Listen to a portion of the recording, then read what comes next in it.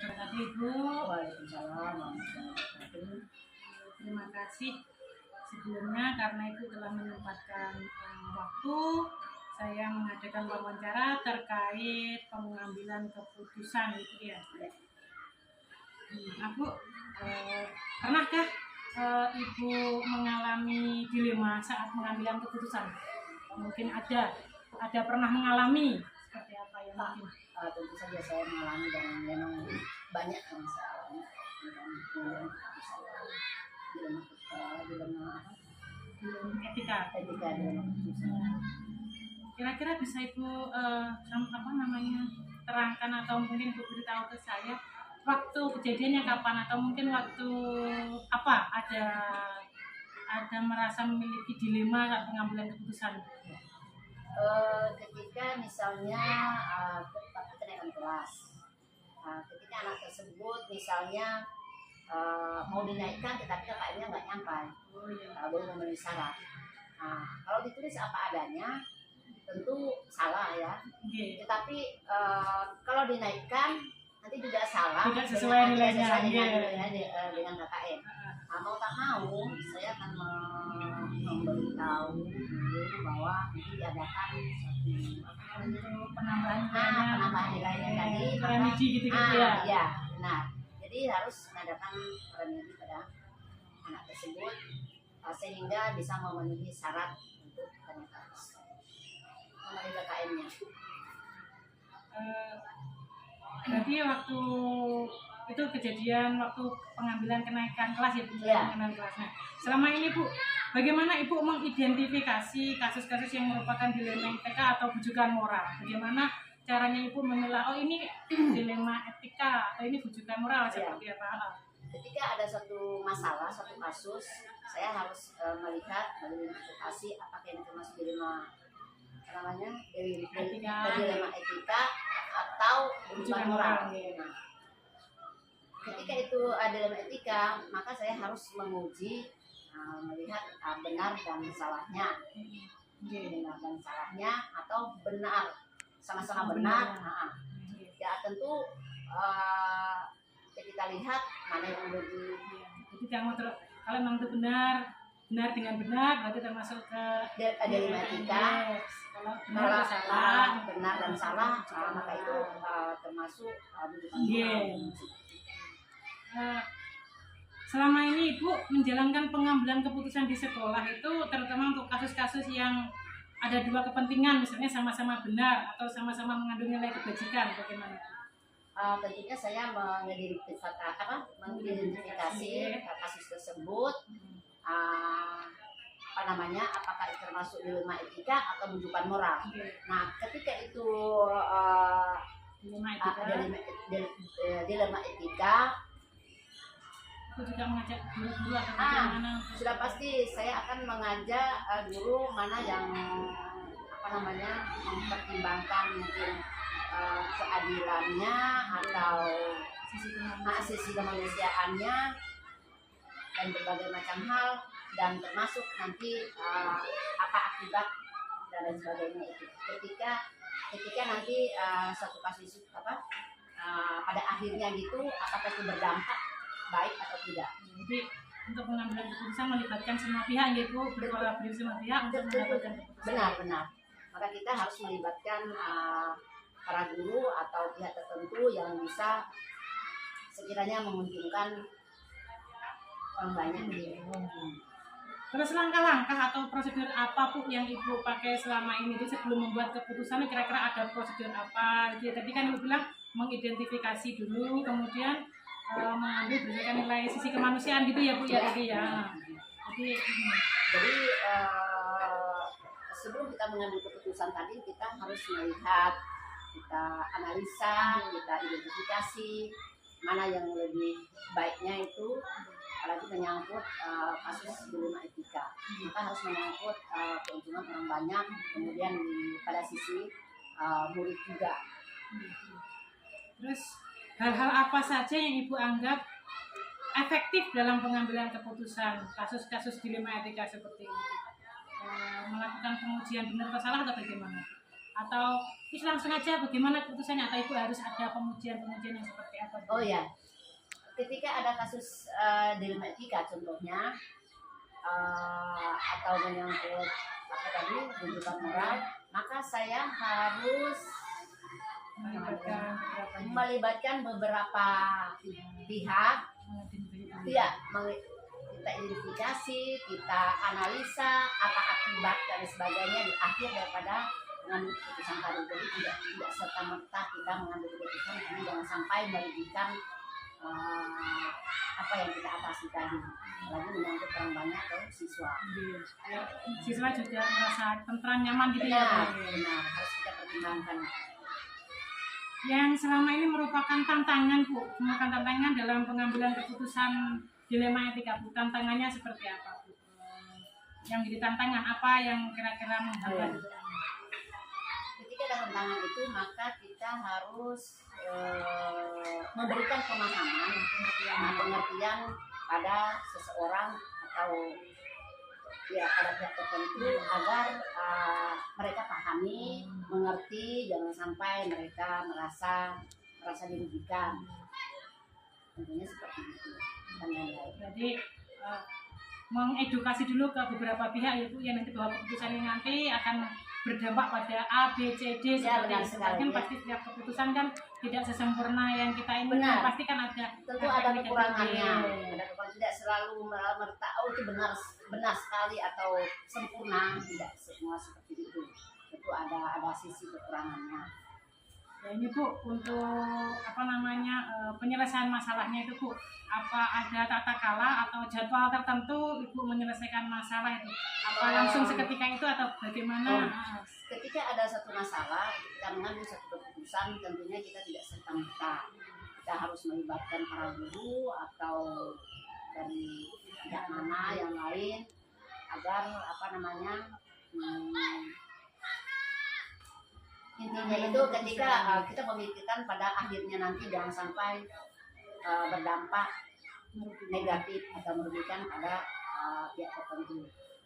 Adakah seseorang Bu atau faktor-faktor yang selama ini mempermudah atau membantu Ibu dalam pengambilan keputusan dilema etika? Tentu saja ada.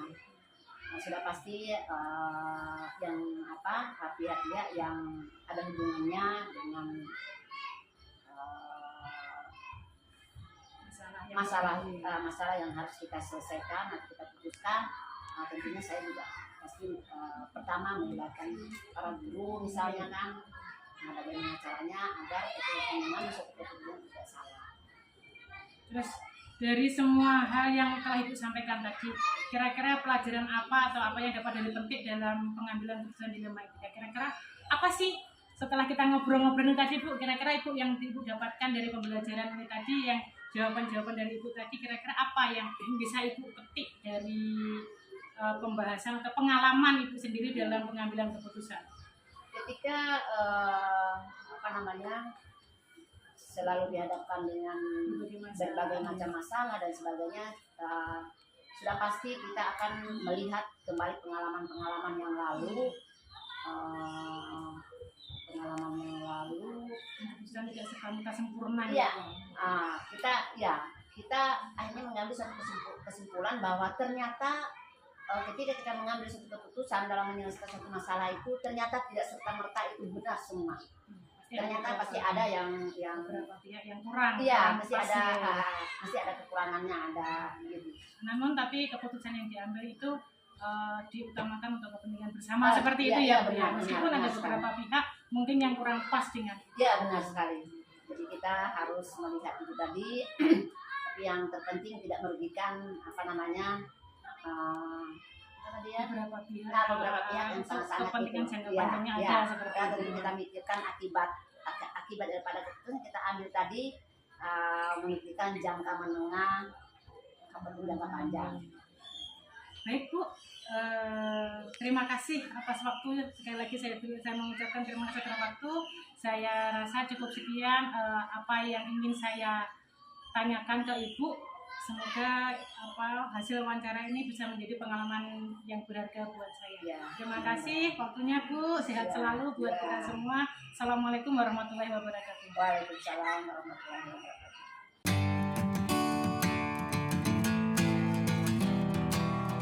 Assalamualaikum warahmatullahi wabarakatuh. Bertemu lagi dengan saya Iin Juniati, CKP angkatan 10 dari Kota Samarinda. Kali ini saya akan melakukan wawancara dengan kepala sekolah untuk memenuhi tugas demonstrasi konseptual modul 3.1 tentang pengambilan keputusan berbasis nilai-nilai kebajikan sebagai pemimpin. Saat ini saya bersama beliau, Kepala Sekolah dari SDN 012 Kecamatan Sambutan, Kota Samarinda juga. Beliau juga salah satu kepala sekolah dari lulusan Guru Penggerak. Begitu ya Pak Aziz? Nah, beliau adalah Pak Aziz Saiful Amrullah. Ya. Assalamualaikum warahmatullahi wabarakatuh Pak Aziz. Waalaikumsalam warahmatullahi wabarakatuh. Apa kabar hari ini? Alhamdulillah luar biasa baik.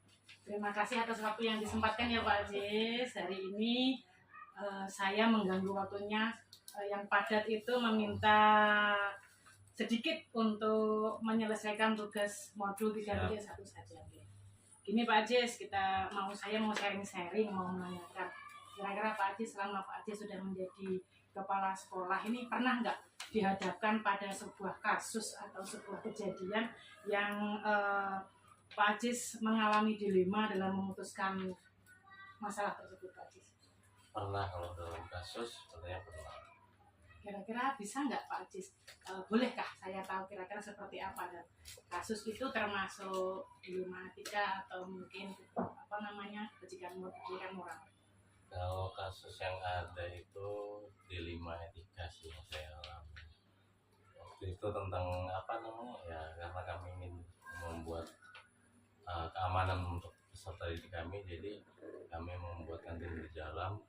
Otomatis dilema etikanya adalah ada kantin, ada penjual di luar yang tidak bisa Terima gitu ya mendapatkan rezekinya dari situ. Kira-kira seperti apa Pak Aziz penanganannya seperti itu?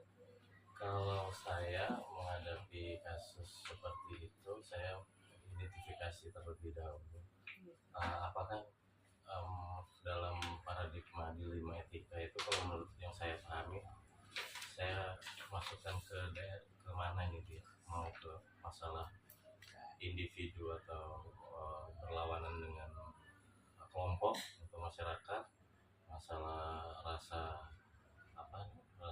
empati, ya, lawan rasa kasihan, rasa kebenaran melawan rasa kasihan, atau kebenaran melawan rasa setia, atau bahkan jangka panjang dan jangka pendek.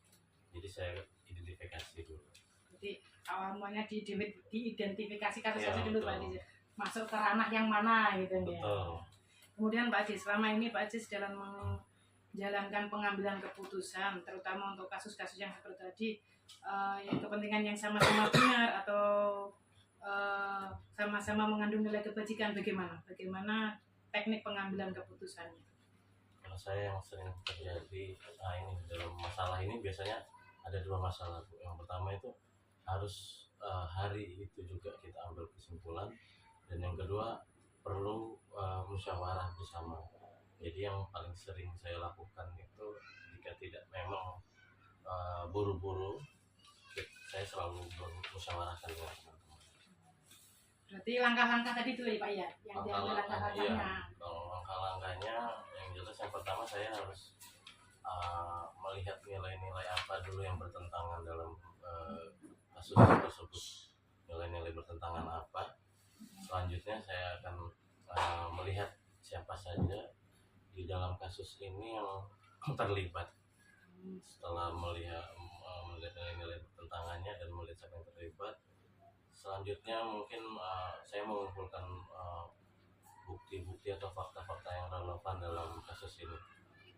Selanjutnya itu yang terakhir, saya akan melihat peraturan yang ada. Apakah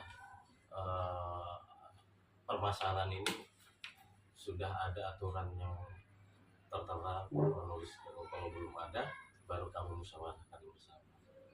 Nah, seperti itu langkah-langkah yang diambil tadi ya, berurutan seperti apa, itu dilihat dulu ya, dari dulu bagaimana masalahnya, kemudian menentukan langkah-langkah yang harus dihadapi untuk memutuskan Pak Aziz. Ya. Kemudian yang berikutnya Pak Aziz yang saya ingin paham lagi,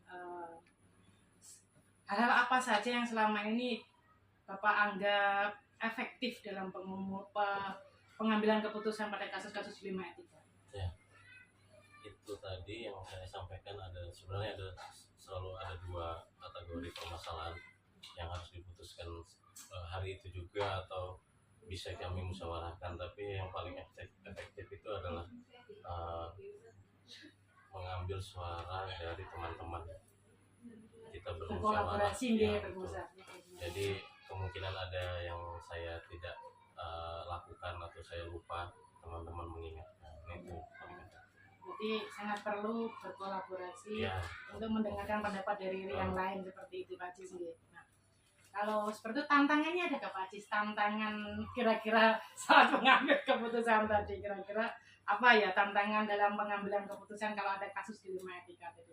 Tantangannya sangat ada pasti itu. Yang jelas apalagi kalau memang kasus ini ada aturan yang menuliskan bahwa itu memang salah atau tidak salah, dan kita masuk ke dilemanya antara kebenaran dan rasa kasihan, berarti kan di dalam aturan itu benar, dia salah tapi kita kasihan.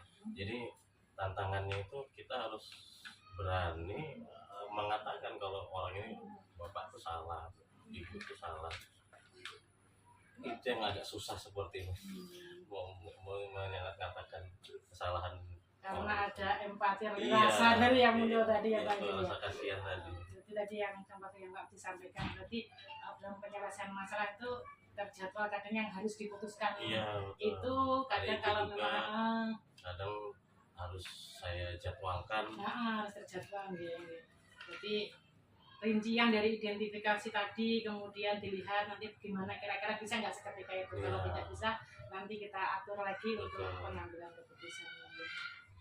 Kemudian Pak Ajis, adakah seseorang atau kiranya faktor-faktor yang selama ini mempermudah atau membantu Pak Ajis dalam pengambilan keputusan? Ada, kalau itu pasti salah satunya tadi saya bermusyawarah itu membuka komunikasi saya sama teman-teman guru yang lain. Kalau faktor-faktor yang lainnya seperti kita kembali ke undang-undang atau peraturan-peraturan yang tertera, itu faktor lain. Dengan pengalaman juga, pengalaman yang sudah terjadi. Kalau boleh tahu Pak Ajis, adakah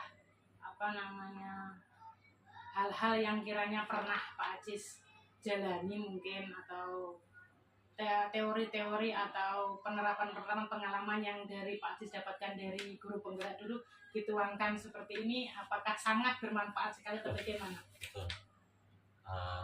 Saya menjadi lebih yakin menghadapi sebuah masalah karena apa yang saya pelajari di guru penggerak ternyata itu berguna. Di realnya, di mutlaknya kita banyak manfaatnya gitu Pak Ajis ya. Apalagi di kepemimpinan, sebagai seorang pemimpin, jadi kita punya sebuah bekal gitu ya. Kiat-kiat untuk menjadi pemimpin yang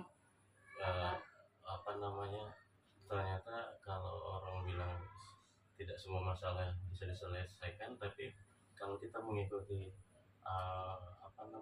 mengetahui dilema etika ini dan mengetahui langkah-langkahnya, sebenarnya bisa, walaupun tidak sempurna, tapi sebenarnya bisa. Karena setiap masalah yang kita putuskan belum tentu sesuai dengan keinginan orang lain, seperti itu ya Pak Ajis ya. Jadi Pak Ajis, dengan waktu yang tadi kita ngobrol-ngobrol ini tadi Pak Ajis, kira-kira